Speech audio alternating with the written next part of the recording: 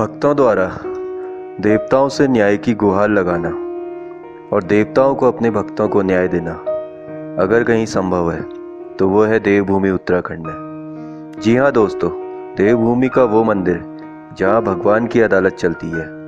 यहाँ कहा जाता है कि आज भी भगवान अपने सफ़ेद घोड़े में सवार होकर आते हैं और अपने भक्तों के दुख दर्द का निवारण करते हैं। उत्तराखंड की ऐसी ही एक चमत्कारी जगह के बारे में आज हम आपको बताने जा रहे हैं। उत्तराखंड में कहाँ भगवान की अदालत लगती है और कहाँ भगवान अपने भक्तों को स्वयं न्याय दिलाते हैं, जानने के लिए इस वीडियो को अंत तक जरूर देखें। दोस्तों, हमारे पहले वीडियो को आप लोगों ने काफ़ी सराहा, उसका हमारी पूरी लव देवभूमि की टीम आपका धन्यवाद करती है और आगे भी आपको उत्तराखंड से संबंधित ऐसी ही जानकारी देने की हम कोशिश करेंगे।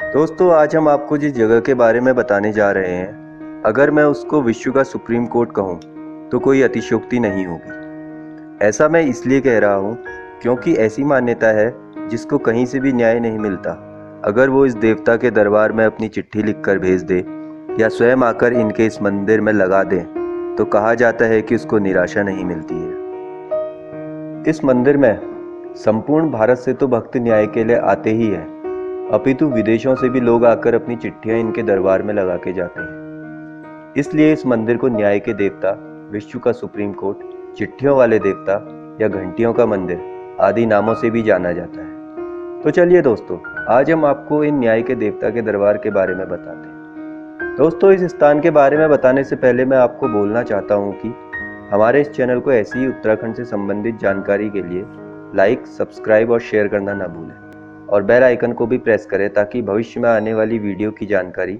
आपको तुरंत मिल जाए।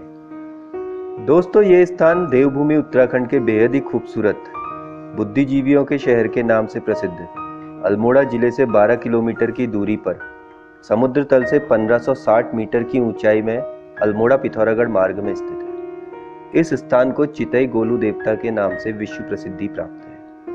ऐसी मान्यता है कि इस विशाल एवं भव्य मंदिर में साक्षात गोलू देवता या गौर भैरव देवता विराजमान है। इनको भगवान शिव का अवतार माना गया है।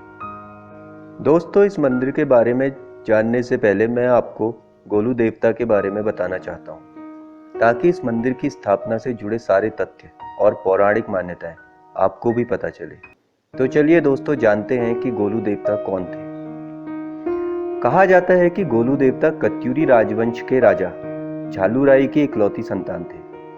राजा झालूराई एक न्यायप्रिय, दयालु और तेजस्वी राजा थे। राजा झालूराई की 7 पत्नियां थीं, लेकिन राजा को पुत्र रत्न की प्राप्ति किसी से भी नहीं थी। इस विचार से कि उनका वंश आगे को कौन बढ़ाएगा, राजा काफी चिंतित रहता था। इस बात से चिंतित होकर राजा ने भगवान भैरव की घोर तपस्या करी, जिससे भगवान ने उन्हें पुत्र रत्न प्राप्ति का वरदान दिया और कहा कि तुम्हारी 8वीं पत्नी के गर्भ से मैं स्वयं तुम्हारे पुत्र के रूप में जन्म लूंगा। उस स्त्री के बारे में जानने के लिए जब राजा ने भगवान भैरव से प्रश्न किया तो भगवान भैरव ने कहा कि उचित समय आने पर तुमको खुद ज्ञात हो जाएगा कि वह स्त्री कौन है। एक दिन राजा अपने सैनिकों के साथ शिकार करने जंगल में गया, जहां पर उसको एक कलिंगा नाम की स्त्री मिली जो 2 बैलों को लड़ते हुए अलग कर रही थी। उसकी वीरता देख राजा अति प्रसन्न हुआ और उस महिला की वीरता से प्रभावित होकर उसके सम्मुख विवाह का प्रस्ताव रख दिया, जिसे महिला ने स्वीकार कर लिया। कुछ समय पश्चात इस रानी से राजा को एक पुत्र रत्न की प्राप्ति हुई, जिसे देखकर बाकी रानियां जलने लगी और उन्होंने इस बच्चे की जगह एक पत्थर रख दिया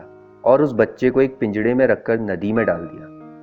कहा जाता है कि यह पिंजड़ा एक मछुआरे को मिला और उसने इस बालक का पालन पोषण किया। जब बालक बड़ा हुआ तो उसको सपने में अपने साथ हुई सारी घटनाएं याद आ गई। सब कुछ ज्ञात होने के पश्चात बालक अपने पालनहार पिता के पास गया और घोड़े की मांग करी। मछुआरा गरीब था तो वह लकड़ी का घोड़ा ले आया। कहा जाता है कि लड़का अपने भगवान भैरव के अवतार को जान चुका था और उसने उस लकड़ी के घोड़े को जीवित कर दिया और अपने जन्म स्थान झालूराई की तरफ चला गया।